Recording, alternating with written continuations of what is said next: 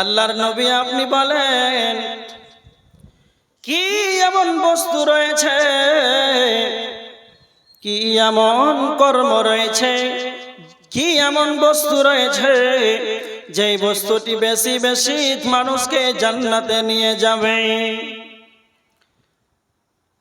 আল্লাহর নবী তখন উত্তরে দুইটা কথা বললেন, তাকওয়াল্লাহ ওয়া হুসনুল খুলুক। এক নাম্বার হলো আল্লাহর ভয়, দ্বিতীয় নাম্বার হলো উত্তম চরিত্র। আল্লাহর ভয় এমন একটি বস্তু, উত্তম চরিত্র এমন একটি বস্তু, এই দুইটি বেশি বেশি মানুষকে জান্নাতে নিয়ে যাবে। এবার দেখেন আল্লাহর ভয় কেমন এমন একটা বস্তু যেটা বেশি বেশি মানুষকে জান্নাতে নিয়ে যাবে। আল্লাহর নবী মুহাম্মদুর রাসূলুল্লাহ সাল্লাল্লাহু আলাইহি ওয়াসাল্লাম বলেছেন, লা ইয়ালিজুন নার রাজুলুন বাকা মিন খাশিয়াতিল্লাহ। সেই ব্যক্তি জাহান্নামে যাবে না, সেই ব্যক্তি জাহান্নামের আগুন স্পর্শ করবে না। বাকা মিন খাশিয়াতিল্লাহ, যেই ব্যক্তি আল্লাহর ভয়ে কাঁদে, যেই ব্যক্তি আল্লাহর ভয়ে চোখের পানিতে কেঁদে দেয়, সেই ব্যক্তি যেন জাহান্নামে যাবে না। এটা নবীজির ভাষা, আল্লাহর নবী নিজেই বলেছেন। তার মানে আল্লাহর ভয়টা কত গুরুত্বপূর্ণ একটা বস্তু, যেটা আমার আপনার ভিতরে যদি থাকে তাহলে মানুষকে বেশি বেশি জাহান্নাম থেকে বাঁচাবে আর জান্নাতে প্রবেশ করাবে। আল্লাহর ভয় এটা কেমন বস্তু? এমন একটা বস্তু যেটা আপনার আমার ভিতরে থাকে। আর আপনি আমি যদি কালে মাঠে ঘাটে হাটারে বাজারে এয়ারপোর্টে স্টেশনে জলহীন প্রান্তে জল সমুদ্রে আমি আপনি যেখানেই থাকি না কেন, কেউ নাই হাজার হাজার হাজার বিঘা জমির ময়দানে মাঠে আছে, সেইখানে জানো আমি এমন একটা পাপ করব কিন্তু কেউ দেখবে না। কিন্তু অন্তরে যদি আল্লাহর ভয় থাকে তাহলে ওই পাপ কাজ থেকে আপনাকে বাঁচিয়ে দেবে, সেটাই হলো আল্লাহর ভয়। যদি কালে আপনার আমার ভিতরে আল্লাহর ভয় যদি থাকে তাহলে পৃথিবীর যতগুলো নোংরা কাজ আছে রে, পৃথিবীর যত বেহায়াপনা কাজ আছে, দুনিয়ার যত পাপাচার কাজ আছে, সমস্ত গুনহার কাজ থেকে বাঁচিয়ে দেবে, সেটাই হলো আল্লাহর ভয়। আর নবীজি বলেছেন সেই ব্যক্তি জাহান্নাম যাবে না, যেই ব্যক্তির ভিতরে আল্লাহর ভয় থাকবে, আল্লাহর ভয়ে কেঁদে দিবে, সেই ব্যক্তি জাহান্নাম যাবে না। কেমন সে জাহান্নাম যাবে না? নবীজি বলেছেন হাত্তা ইয়াউদাল লাবানু ফিদ দার'i, যেমন করে গাভীর বাট থেকে যেমন দুধ দহন করা হয়, গাভীর বাট থেকে যেমন দুধটাকে বের করা হয়, আবার ওই দুধ থেকে পুনরায় যেমন ঢোকা অসম্ভব, আবার ওই বাট দিয়ে প্রবেশ করা যেমন অসম্ভব, অনুরূপ যারা আল্লাহর ভয়ে কাঁদবে এদের জাহান্নাম যাওয়া যেন অসম্ভব। গাভীর বাট থেকে দুধ বের করার পরে যেমন ঢুকানো অসম্ভব, তার মানে যারা আল্লাহর ভয় যাদের ভিতরে থাকবে এরা যেন জাহান্নামে যাবে, এটাও যেন অসম্ভব। তার মানে নবীজি বলেছেন হযরত আবু হুরায়রাকে, আবু হুরায়রা যদি আল্লাহর ভয়টা তোমাদের ভিতরে থাকে তাহলে বেশি মানুষ জান্নাতে চলে যাবে। তাহলে বোঝা গেল বেশিরভাগ মানুষ জান্নাতে যাবে আল্লাহর ভয়।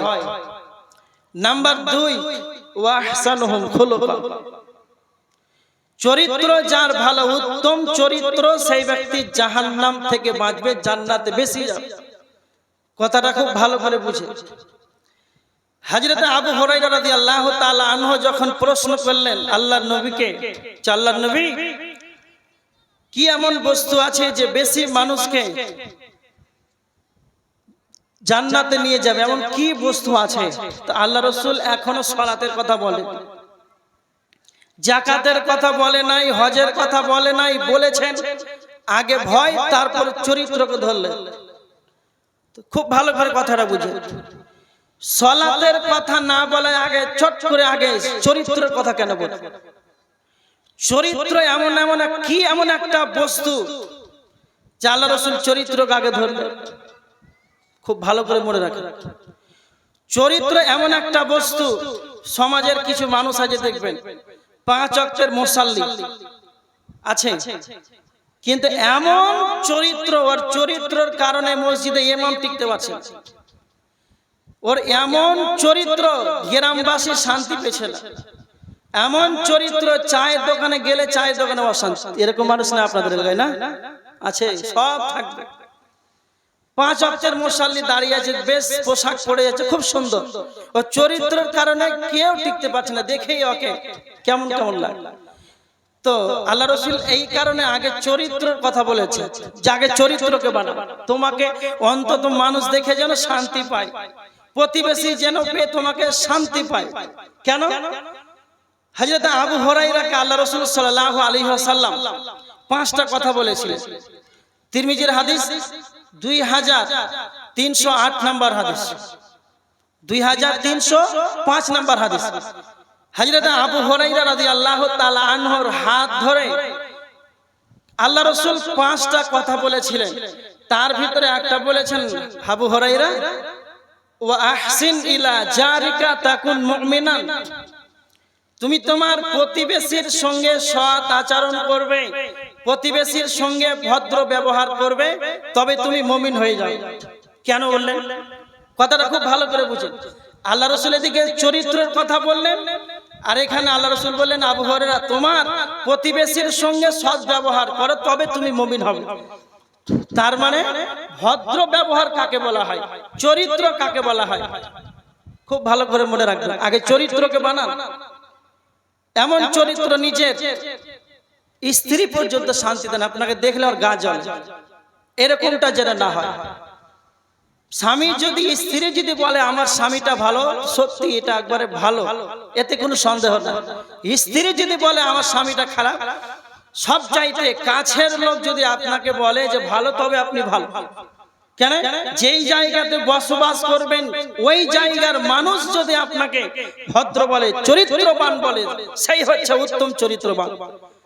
আপনি এখান থেকে, আমার বাড়ি মালদা কালিয়াচক, এখানে আপনাদের সম্মুখে খুব সুন্দরভাবে বক্তব্য দিলাম, সবাই জানছেন ভালো মানুষ, কিন্তু আমার কারণে আমার প্রতিবেশী টিকতে পারছে না, এতে কোনো লাভ নাই। আপনাকে ভদ্রতা দেখে, সালাম দেখে, সুন্দর করে আলোচনা করে একবারে খুব নাম কিনে নিলাম, আর আমার চরিত্রের কারণে আমার প্রতিবেশী যদি কষ্ট থাকে, তাহলে আল্লাহ বলছেন এটা ঈমানদার নয়। তাহলে এবার আমার দিকে লক্ষ্য করে, চরিত্র কেমন বস্তু যে আল্লাহ রাসূল চরিত্রকে ধরলেন। একটা উদাহরণ দিচ্ছি, দেখেন। 10 চাকা বড় বড় লরি আপনারা দেখেন না, দেখেছেন? তো এই লরি, এই হাওয়া, লরির চাকার ভিতরে হাওয়া থাকে কত জানেন? কে বলতে পারবেন? ড্রাইভার কে আছে? ড্রাইভার আছে কেউ? কত থাকে? কত? 250-200 মিনিমাম ধরেন, 120, 100 ধরেন, 250 দিলে ফেটে যাবে। কোন টায়ার আছে 250 থামবে, 100 ধরে মিনিমাম 100 হাওয়া। তাহলে এবার আমার দিকে লক্ষ্য করে, এই ট্রাকের টায়ার এত মজবুত যে 150-100 হাওয়াকে ধরে রাখতে পারে। তা আপনি বলেন তো, এই টায়ারটা একদিন তৈরি হয়ে গেছে নাকি সময় লেগেছে? এই টায়ারকে বানাবার জন্য বৈজ্ঞানিক কত দিন ধরে, ধরেন 5 বছর ধরে মেহনত করে করে, চিন্তা ভাবনা করে করে এই টায়ারটিকে আবিষ্কার করলো। তারপরে বলছে না, হবে না, টিউব বানাতে হবে। এই টিউবকে বানানোর জন্য 1 বছর ধরে মেহনত করলো। প্রায় সময় লাগলো কত বছর? 6 বছর। একদিন হলো না। তাহলে এই 100 হাওয়াকে ধরে রাখার জন্য টায়ার আর টিউবকে মেহনত করে বানাতে গিয়ে সময় লাগলো 6 বছর। আর এই হাওয়াটাকে বের করার জন্য কয়টা লিক যথেষ্ট? কয়টা? বুঝতে পেরেছেন তো? চরিত্র অনুরূপ তার মতোই আপনার জ্ঞান হওয়া থেকে নিয়ে, বিবেক হওয়া থেকে নিয়ে, আপনি একজন সমাজের ভিতরে মানুষকে দেখলেই ভদ্র ব্যবহার করেন, মুসাফা করেন, সালাম দেন, ওয়াক্ত হলে সালাত আদায় করেন, মসজিদে যান। আপনার সারা গ্রামবাসী জানে আব্দুল সাত্তার খুব ভালো মানুষ, গ্রামবাসী সবাই জানলো আপনি একজন ভদ্র মানুষ। কিন্তু এই রকম চরিত্রকে বানাতে বানাতে এইভাবে আপনার 50 বছর কেটে গেল। 50 বছরের মাথায় গ্রামবাসী আপনাকে সবাই জানলো যে আপনি একজন চরিত্রবান মানুষ।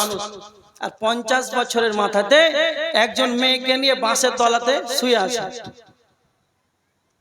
এবার বদনামটা হলো 50 বছরের, না ওই সামান্য 5 মিনিট শুয়ে থাকলেন সেটা? সেই দিনটার বদনাম হলো সেই 5 মিনিটের, না পুরো 50 বছরের? কথা বলে বুঝতে পারেন কত বছরের?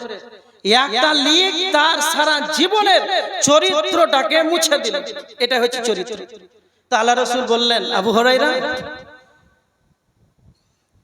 জান্নাত যাওয়ার মাধ্যম হচ্ছে আগে চরিত্র। এমনি তো আল্লাহ রাসূল বলেন এই চরিত্র ভালো করো। কি এমন আছে? খুব ভালো করে মনে রাখেন, চরিত্র এমন একটা বস্তু যেটা কোনো স্কুল, কলেজ, ইউনিভার্সিটি, ভার্সিটিতে পাওয়া যাবে না। এমন কোন স্কুল, কলেজ, ভার্সিটি নাই। আপনি সন্ধ্যার সময় সকালে মাদ্রাসা গেলেন, একটা ভার্সিটি গেলেন, সকালে আপনার ছেলেকে ভর্তি করে দিলেন, আর তারপরের দিন একদিন পরে আপনার ছেলেটাকে চরিত্রবান করে দিবে, এরকম কোন শিক্ষাঙ্গন আছে? আছে? নাই। পৃথিবীতে অনেক অ্যাপস তৈরি হয়েছে। কোথায় কোন ট্রেন দাঁড়িয়ে আছে দেখতে পাচ্ছেন মোবাইল থেকে, দেখা যায় না? যায় না? হ্যাঁ, দেখা যায়। গুগলে সার্চ করেন, পৃথিবীর কি কি আপনার যা কোনো যে কোনো প্রশ্ন আছে এই অ্যাপস দ্বারা আপনি জানতে পারবেন। চ্যাট জিটিপি আছে, এমন একটা অ্যাপস, আপনি যা প্রশ্ন করবেন উত্তর দিয়ে দিবে। ঠিক আছে, সমস্ত কিছু অ্যাপস তৈরি হলো, কিন্তু পৃথিবীতে এমন কোন অ্যাপস আছে যেটা 5G নেট চালিয়ে একবারে ডাউনলোড করে দিলেন প্লে স্টোর থেকে, যে আর ডাউনলোড করার পর আপনি চরিত্রবান হয়ে গেলেন? আছে? চরিত্র এমন একটা বস্তু, চরিত্র আপনাকে নিজেকেই নিজে বানাতে হয়। খুব ভালো করে বুঝেন, চরিত্র এমন একটা বস্তু, নিজেকে নিজেকেই চরিত্র বানাতে হয়। ক্রয় করে পাওয়া যায় না, দোকানে পাওয়া যাবে না, স্কুলে পাওয়া যাবে না, অ্যাপস ডাউনলোড করে পাওয়া যাবে না, নিজেকে বানাতে হয়। তো আল্লাহ রাসূল চরিত্রের কথা কেন বললেন? এবার আমার দিকে লক্ষ্য করেন। একজন ব্যক্তি চোর ছিল, চুরি করে। চুরি করে মানে 30 বছর পর্যন্ত চুরি করে বেড়ায়। চুরি করতে করতে বেশিরভাগ চুরি করে গরু, ওর নাম পড়ে গেছে গরু চোর। রাগ করে একদিন 50 বছরের মাথায় বলছে, আমাকে লোক যদি শুনিও না বলে, তা আমি যদি চায়ের দোকানে থাকি তো কিছু মানুষের কান থেকে শুনতে ওই যে গরু চোর দাঁড়িয়ে আছে। ওর মনটা কিন্তু মনে মনে খুব খারাপ লাগবেই, তো স্বাভাবিক খারাপ লাগবে। সে কিন্তু ভদ্র হয়ে গেছে, 5 ওয়াক্তের নামাজি, এখন হয়তো চুরি করে না, খুব ভালো হয়ে গেছে, আল্লাহওয়ালা, দিনদার। কিন্তু কথাগুলো তার কানে ভেসে আসে, মনটা খুব খারাপ হয়। 50 বছরের মাথায় 4,50,000 টাকা দিয়ে হজ করে, সৌদি থেকে, মক্কা থেকে হজ করে এলো। তারপরে হজ করে এত কষ্ট করে এত টাকা খরচা করে হজ করে এলো, গাড়ি থেকে নামিয়ে বলছে গরু চোর হজ করে চলে এলো। খুব ভালো করে কথাটা বুঝে, গাড়ি থেকে এখনো পাটা দেয় নাই নিজের জমিতে, বলছে গরু চোর হজ করে চলে এলো রে, খেজুর আর পানি খাবো না, এর করতে আর দুঃখ কি আছে বলে? চরিত্রটা এমনিতেই আল্লাহ রাসূল সাল্লাল্লাহু আলাইহি ওয়াসাল্লাম এমনিতেই বলেননি যে আগে চরিত্রকে ঠিক কর। তিরমিজির একটি হাদিস, হাদিস নাম্বার 2003, আল্লাহ রাসূল সাল্লাল্লাহু আলাইহি ওয়াসাল্লাম বলেছেন, কিয়ামতের দিন আপনার আমার নেকি, পাপ, এগুলো ওজন করা হবে। আমরা সবাই জানি, শুনে আসছি। এই ওজন করা হবে মিজানের পাল্লাতে। আল্লাহ রাসূল বলেছেন সব চাইতে মিজানের পাল্লাতে ভারী হবে সেটা হচ্ছে উত্তম চরিত্র। সুবহানাল্লাহ, কি ভাবছেন? একটু ভাবার বিষয়। আল্লাহ রাসূল কেন বললেন চরিত্রের কথা? একটু ভাবার বিষয়। সব চাইতে মিজানের পাল্লাতে ভারী হবে সেটাই হচ্ছে উত্তম চরিত্র। এবার দেখেন হযরত আবু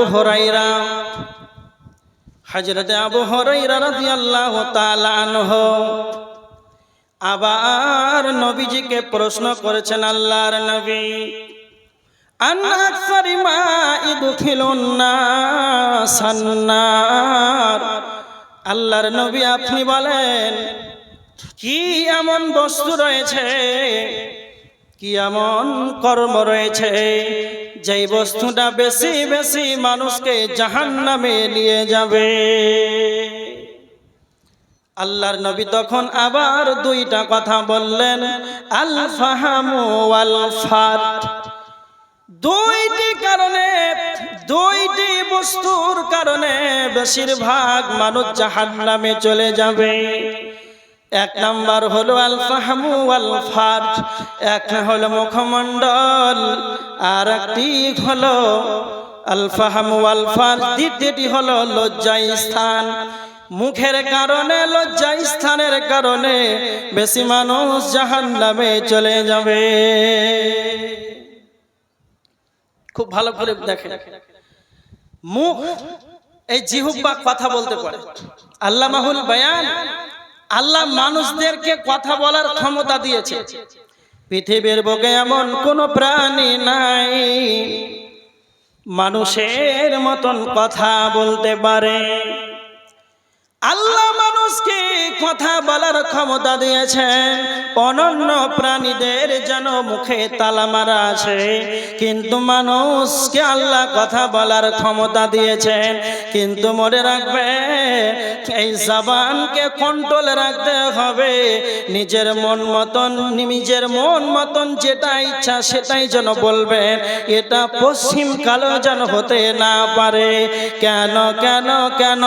আল্লাহ আমাদেরকে কথা বলার ক্ষমতা দিয়েছে, আর আল্লাহ আমাদের কাছেই যেন দুইজন ফেরেশতা নিযুক্ত করেছেন। আল্লাহ সুবহানাহু ওয়া তাআলা বলেছেন, ইয ইয়াতালাক্কাল মুতালাক্কিয়ানি আনিল ইয়ামিনি ওয়া আনিশ শিমালি কাঈদ মা ইয়ালফিযু মিন কাওলিন ইল্লা লাদাইহি রাকীবুন আতীদ। আল্লাহ সুবহানাহু ওয়া তাআলা মানুষের আমাদের ডানে বামে দুইজন ফেরেশতাকে নিয়োজিত করে রেখেছেন। কেন রেখেছেন? মা ইয়ালফিযু মিন কাওলিন ইল্লা লাদাইহি রাকীবুন আতীদ। আল্লাহ বলেছেন, এই সংরক্ষণকারী ফেরেশতা তোমাদের ডানে বামে রয়েছে। তোমরা মুখ দিয়ে, মুখমণ্ডল দিয়ে, জিহ্বা দ্বারা যা কিছু উচ্চারণ করো না কেন, তোমরা যা কিছুই বলো না কেন, এ তোমাদের সমস্ত কথাকে যেন লিপিবদ্ধ করা হয়েছে। তার মানে আমি আপনি যা বলবো সমস্ত কথা যেন লিপিবদ্ধ হয়েছে। প্রত্যেকটা কথার যেন আপনাকে আমাকে বিচারের কাঠগড়ায় যেন জবাব দিতে হবে। এই জন্য অপ্রয়োজনীয় কথা বলা যাবে না। প্রয়োজন আছে কথা বলে, প্রয়োজন আছে কথা বলে, অপ্রয়োজনীয় কথা বলা যাবে না। খুব ভাবার বিষয়। আমরা এই মুখ এটাকে কিছু সাধারণভাবে কিছু মনে করি। কেন? আমার দিকে লক্ষ্য করে। সাধারণ স্বাভাবিক কি মনে করছি, ভাবছি, এমনিতে কথা বলছি, এত গুরুত্ব দিই। আল্লাহ অন্য প্রাণীদের মুখে তালা মেরেছেন, আর আমাদেরকে যে কথা বলার ক্ষমতা দিয়েছেন, আর আমাদের দুইজন ফেরেশতা নিয়োজিত করে রেখেছে। আমরা এই মুখ দিয়ে যা বলবো সব কিছুই নোট হচ্ছে। এটা কত বড় কথা। এক। দুই, এই মুখ কেন জাহান্নামে নিয়ে যাবে? একটা কথা ভালো করে বলে, মানুষ চায়ের দোকানে যতটা অনর্থক কথা বলে অন্য কোথাও বলে। আমি একটা কথা বলি আপনাদের, স্টেট ব্যাংক কি করে? টাকা লেনদেন হয় না, হয় না? পাঞ্জাব ব্যাংক, এই যতগুলো ব্যাংক আছে টাকা জমা হয়, জমা করার জায়গা। আর চায়ের দোকানটা হচ্ছে পাপ জমা করার একটা ব্যাংকিং ব্যবস্থা। খুব ভালো করে মনে রাখবেন, চায়ের দোকান এর অপর নাম কি? চায়ের দোকান এর অপর নাম কি? আমার কাছে শুনে, চায়ের দোকান এর অপর নাম হচ্ছে পাপ জমা করার একটা ব্যাংকিং ব্যবস্থা। যে যত যাবে আর যে যত গল্প করবে আর অ্যাকাউন্টে শুধু পাপ জমা হবে। 5 টাকার চা খেতে গেলেন, আর কার মেয়েটা কোথায় ধরা পড়েছে, কলকাতা থেকে আছে কোথায়, আসবে কখন, ওর বাপও জানে না, আপনি গোটা গ্রামকে জানিয়ে দেন। আর বাস্তবে কিন্তু কিছু হয়নি, উড়া খবর শুনেছেন আর ধোঁয়া করে ছিটিয়ে দিলেন। কে করলো? এই মুখে করলো। এটা করা আমাদের একবারে উচিত নয়। কারো কোনো খারাপ কাজ, পাপের কাজ যদিও দেখেন, কি বলা আছে, চেপে দাও, ঢেকে রাখো, এতেই আপনি লাভবান হবেন। কিন্তু আজকে আমাদের মুসলিম সমাজের ভিতরে কি অবস্থা? চায়ের দোকানে গেলেন, কিছু মানুষ আছে চায়ের দোকানে ফজরের সালাত আদায় করে সরাসরি বাড়ি না গিয়ে চায়ের দোকান। কথাটা খুব ভালো করে বুঝুন। একজন বার্ধক্য মানুষ, সে নিজেকে ইমানদার মনে করে, ঠিক আছে, ভালো কথা। কিন্তু আপনি যে চায়ের দোকান চলে গেলেন 4:30টার সময়, বাড়ি আসছেন 8:30টায়, 7:30টায়, 6:30টায়, তো আল্লাহ যে বলেছেন ইমানদার সেই ব্যক্তি যে নিজে বাঁচবে, আহাল পরিবারকে জাহান্নাম থেকে বাঁচাবে। তা আমার দিকে ভালো করে লক্ষ্য করেন তো। কিছু বার্ধক্য মানুষ আছে তাহাজ্জুদের সালাত আদায় করে, তারপরে ফজরের সুন্নাত জামাতের আগে, আজানের পরে ফজরের জামাতের আগে আদায় করল সঠিক সময়। আল্লাহ রাসূল কি বলেছেন? রাকাতাল ফজরি খায়রুম মিনাদ দুনিয়া ওয়া মা ফিহা। ফজরের 2 রাকাত সুন্নাতের কতটা দাম, আসমানের নিচে আর জমিনের উপরে সারা পৃথিবীর বুকে যা আছে সব চাইতে দামি হচ্ছে ফজরের 2 রাকাত সুন্নাত। বাপজি সেটাও আদায় করলো, ঠিক আছে। তাহাজ্জুদ আদায় করলো, সব ঠিক আছে। ফজরের সালাত 20 মিনিট ধরে ইমাম সাহেব কিরাত করলো, দাঁড়িয়ে আছে, কিয়াম করলো, খুব ভালো কথা। উচিত ছিল যে কোরআন তেলাওয়াত করা, সেটা করলো না, ঠিক আছে, চলে গেল চায়ের দোকান। তো আল্লাহ বলেছেন নিজে জাহান্নাম থেকে বাঁচো, ওয়া আহলিকুম নারা, আহাল পরিবারকে জাহান্নাম থেকে বাঁচাও। আপনি নিজে জাহান্নাম থেকে বাঁচার জন্য কত কি করলেন, রাত 2টা থেকে উঠে 5টা ঠেকে দিলেন ইবাদত করতে করতে। আর আপনার পরিবার, নিজের স্ত্রী, নিজের ছেলে মেয়ে সকাল 8টার সময় উঠছে, তা আপনি নিজেকে ইমানদার দাবি করছেন? একটা লজ্জা লাগা তো দরকার। যতগুলো আমার সম্মুখে মানুষ এখন আপনারা যারা বসে আছেন, যারা 5 ওয়াক্তের নামাজি, আমি তাদেরকে বিশেষ করে এই কথাটা বলছি, ফজরের সালাত আদায় করে নিজের ছেলে মেয়েদেরকে কয়বার বলেছে?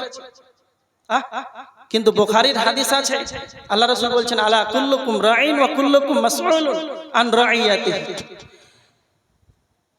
এক একজন প্রত্যেকেই জানো দায়িত্বশীল। কিয়ামতের ময়দানে নিজ নিজ দায়িত্ব সম্পর্কে জিজ্ঞাসিত করা হবে। আল্লাহ রাসূল বলেছেন আর রিজালু রাঈন ফি আহলিহি ওয়া হুয়া মাসউলুন আন রাঈয়াতিহি, আর রাজুলু রাঈন ফি আহলিহি। একজন পরিবারের, আপনার পরিবারের, আপনার অধীনস্থদের আপনি হলেন মালিক। অধীনস্থ কাকে বলা হয়? আপনি গার্জেন, পিতা, অভিভাবক। আপনার 5টা ছেলে আছে, 3টা মেয়ে আছে, 8 জন আপনার স্ত্রী। এই আহাল পরিবারটা আপনার অধীনে আছে, অধীনস্থ রয়েছে। কাল কিয়ামতের ময়দানে এই অধীনস্থদের সম্পর্কে জিজ্ঞাসিত করা হবে। এলেন এবার আপনি কিয়ামতের ময়দানে যদি আপনাকে কিয়ামতের দিন জিজ্ঞাসা করে ছেলে মেয়েদের ব্যাপারে, উত্তর দিতে পারবেন তো? এই দিকে খেয়াল না করে আপনি তো নিজেকে ইমানদার ভাবছেন। খুব ভালো করে শুনবেন। এইগুলো কথা কেন বলছি? এইগুলো আমাদের সমাজের ভিতরে কিছু ভাইরাস বটে, ইমানদার নিজেকে দাবি করে, আহাল পরিবার ব্যাপারে যেন বেখবর। নিজের ছেলেটা মদের আড্ডায়, নিজের ছেলেটা রাত 12টায় বাড়ি আসে, কোনো খবর নাই। একজন মা, খুব ভালো করে মায়েরা শুনে রাখেন, একজন মা তার ছেলেকে সকালে স্কুলে দিবে 6টার সময়, ক্লাস 7টার সময়, ছুটি হবে 10টার সময়। ছেলে প্রত্যেকদিন বাড়ি আসে 11টায়, 10:30টায়, কিন্তু ছেলেটা 12টার পরে আসলো। এই ছেলেটা 1 ঘন্টা আগে না এসে প্রত্যেকদিন 11টায় বাড়ি আসে, আর একদিন দেরি করে 1 ঘন্টা পরে। তো মাকে কি করতে হবে?